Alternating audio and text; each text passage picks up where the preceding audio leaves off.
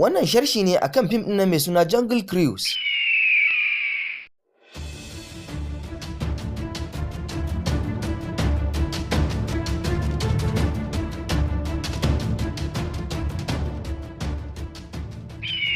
Fim ɗin ya fara ne da wani labari game da wata babbar bishiya da ke cikin Amazon Forest, wacce ke da ƙarfin warkar da kowace irin jinya. Furannin wannan bishiya kuma su ne ake kira da suna Tears of Moon, wato hawayen wata, wadda kunne ɗaya na wannan furen bishiya na iya warkar da kowace irin cuta. Mutane da yawa sun yi ƙoƙarin isa ga hawayen wata, amma babu wanda ya yi nasara. Wani mutum mai suna Dullab Diagri ya yi kusa sai daji ya kashe shi, amma a hakikanin gaskiya ba kashe shi yayi ba. Sai dai ya samu munanan raunuka. Masu kula da dajin suka same shi, ya buƙaci su bashi wani abu da ake kira da suna Arrowhead, saboda dole yana son samo furen nan da ake kira hawayen wata, amma suka ki bashi. Diagri ya yi ƙoƙarin faɗa da su, daji ya kama shi, daga nan ya ɓace. McGregor ya ba da labarin hawayen wata a gaban malamai masu daraja waɗanda suke da mallakin Arrowhead a yanzu. Ya nuna musu zanen taswirar dajin Amazon ɗin, wanda da shi ne za a iya yin amfani a gano inda bishiyar hawayen watan take ta hanyar amfani da wani abu mai suna Arrowhead. Yayin da McGregor ya kammala bayaninsa, sai Sir James yake bashi Arrowhead ɗin, sannan suka yi masa dariya. Amma kamar yadda 'yar uwarsa Lily ta umarta da ya sa malaman su saurare shi na wasu 'yan mintuna, Lily ta yi amfani da wannan dama, ta tashi daga gun zamanta sai ta tafi zuwa cikin gidan tare da zanen taswirar ginin a hannunta. Wani mutum ya ɗauka cewa sakatariya ce, sai ya raka ta zuwa ɗakin karatu. Ta lallaba ta shiga ciki tana ƙoƙarin buɗewa, sai ga wani mutumin ya nufo inda take.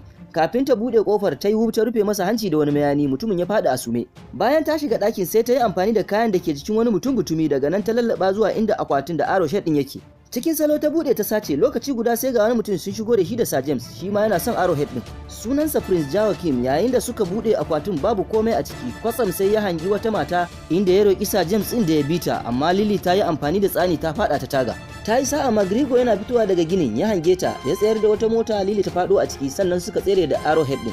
Can kuma Prince Joachim ya fusata lokacin da Sir James ya bayyana sunansa ga kowa, sai ya fara duka, daga baya ke tambayar sa wace ce Lily. Lily ta tattara duka abubuwan da take bukata a yunkurinta na tafiya dajin Amazon. McGregor mutum ne mai saukin kai, amma baya son yar uwar tasa da ta yi tafiya ita kadai zuwa daji mai hatsari kamar Amazon. A lokaci guda Skipper Frank ya dauki jirgin sa cike da fasinjoji don nuna musu abubuwan al'ajabin da ke dajin Amazon. Ya bayyana musu a fili cewa duk wata bishiya da ke cikin dajin tana iya cin nama, sannan ga wasu kwarangwal din masu bincike da ke rataye a jikin wasu bishiyoyi. Kwatsam sai ga wasu kabilun asali da ke cikin dajin sun bayyana, hakan ya sa dukkan fasinjojin suka firgita, daga nan suka ƙara a Frank kuɗi domin ya dawo da su. Ashe Frank ne ya shirya hakan domin ya samu ƙarin kuɗi daga gurin fasinjojin nasa. Can kuma Lily da McGregor sun isa wani guri mai suna Portobello a ƙasar Brazil, inda za su ɗauki matukin jirgin da zai iya kai su dajin na Amazon. Amma ba su sani ba, Yarima Joachim ya tura mutanensa suna bibiyar Lily don karɓo Arrowhead ɗin a gurinta. Bayan sun dawo Portobello, Frank ya yi bankwana da fasinjojinsa, sai Mr. Nilo ya karɓe duk kuɗin da ya samu a wannan tafiya. Ya ce wa Frank dole ne ya biya bashinsa, sannan ya kulle jirgin ruwan, kuma ya gargaɗe shi da ya dawo da kuɗin nan da sati ɗaya, in ba haka bai kwace jirgin ruwan nasa. Daga baya Frank ya nufi ɗakin Nilo domin ya dawo da mukullin nasa, amma ya kasa buɗe akwatin. Sai ga Lily ta zo neman Nilo domin an gaya mata shine kawai zai iya kai ta dajin na Amazon. A tunaninta Frank shine Nilo, sai ta bude masa, ya samu mukullin jirgin ruwan nasa. Lokacin da ya ji cewa Lily tana son zuwa wurin Crystal, sai ya gargaɗe ta da hatsarin da ke tare da haka. A ƙarshe yadda zai kai ta akan farashi mai tsada.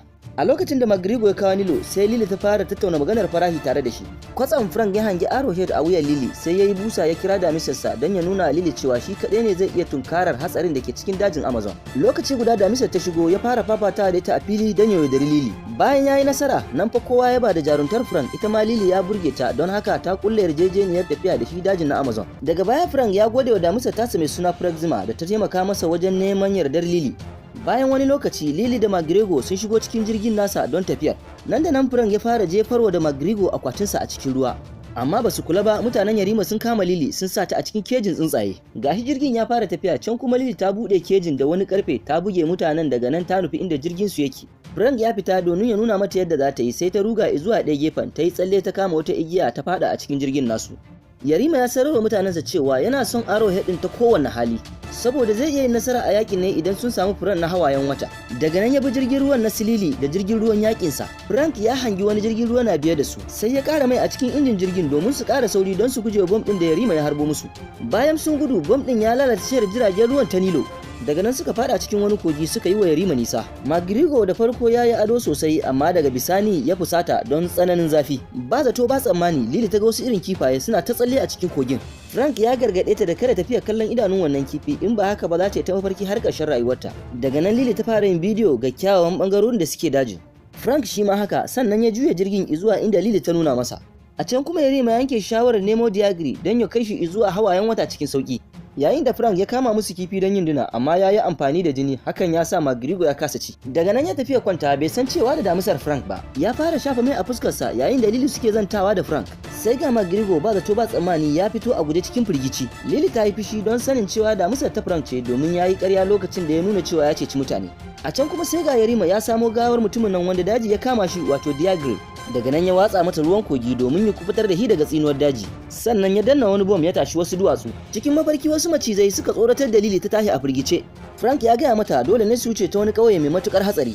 A sirrance Frank ya yi wa damisar sanuni da ta sace Arrowhead din daga hannun Lily. Kwatsam suka isa wata gabar fadawar kogi inda da kyar suka juya jirgin nasu ya koma hanya madaidaiciya. Yayin da Magrigo da Lily sun fara amai, amma damisar bata yi nasarar sace Arrowhead din ba. Saboda a lokacin da ake tukin wata kwalbar giyar ta fado kasa sai ta shanye ta bugu. Can bayan wani lokaci sai suka tsayar da jirgin. Frank da Magrigo sun sauka ƙasa, sai Magrigo ke gaya Frank cewa zai kasance da ƴar uwar tasa a kowane hali. Sannan ya ce a duk lokacin da ya faɗa ƴan uwansa cewa ba shi da ra'ayi akan mata in dai Lily tana tare da shi. Yayin da Lily ta yi amfani da wannan lokaci ta binciki ɗakin Frank, ta gano cewa shi ma yana ɗauke da taswirorin bincike akan hawayen wata. Frank ya furta mata cewa ya daɗe yana ƙoƙari akan hakan amma yanzu ya haƙura. Lily ta tunatar da shi cewa wannan karan suna da Arrowhead don haka za su yi nasara. Kwatsam sai wasu mutanen wata kabila suka dinga harbin su da wata kibiya. Su ukun sun fadi a sume, sai mutanen kabilar suka dauke su zuwa shugaban su. Frank ya yi magana da yaran su, shugaban ya nuna yana so su ba su Arrowhead din ne su kyale su tafi. Amma Lily bata yarda da wani sharadi ba, ta yi dabara ta kunci daurin da yake hannunta, ta fara kai musu hari da wani mashi da ta kwata a hannunsu. Sai suka fara yi mata dariya, ashe faruwar hakan duk shirin Frank ne don ya kwace Arrowhead din daga gurinta. Jin hakan ya sa Lily ta fusata da yawa har sai da ta kai ga ta mare shi. A wannan daren Frank ya tambayi Magrigo ko Lily za ta iya yafe masa, amma sai ya tabbatar masa da cewa ba za ta yafe masa ba tunda ya yi mata ƙarya tun a baya. Wace matar ta iya karanta yaren Arrowhead ta tabbatar mata da cewa za su yi nasarar samun inda bishiyar hawayen farin watan take. Lily ta gaya Frank cewa ta daina amincewa da shi kuma ta biya shi sauran kuɗinsa. Ta kuma sanar masa cewa ba za ta ƙara yin tafiya tare da shi ba. Cikin rahin sani Magrigo ya shafa launin mutuwa a fuskarsa. Can kuma mataccen sojan nan Diagri ya tashi. Kwatsam sai gashi a gaban Lily ya nemi da ta bashi Arrowhead din taki. Sai daji ya daure ta amma ta kwace sannan ta fara kona sojojin na Diagri. Suna cikin haka Frank ya zo ya fara kama macizan da suke jikin Diagri. Diagri soka masa wuka da take hannunsa ya jefo shi kasan wani kogi. Ku biyo mu a bidiyo na gaba don ganin yadda za ta kasance sannan ku danna mana subscribe.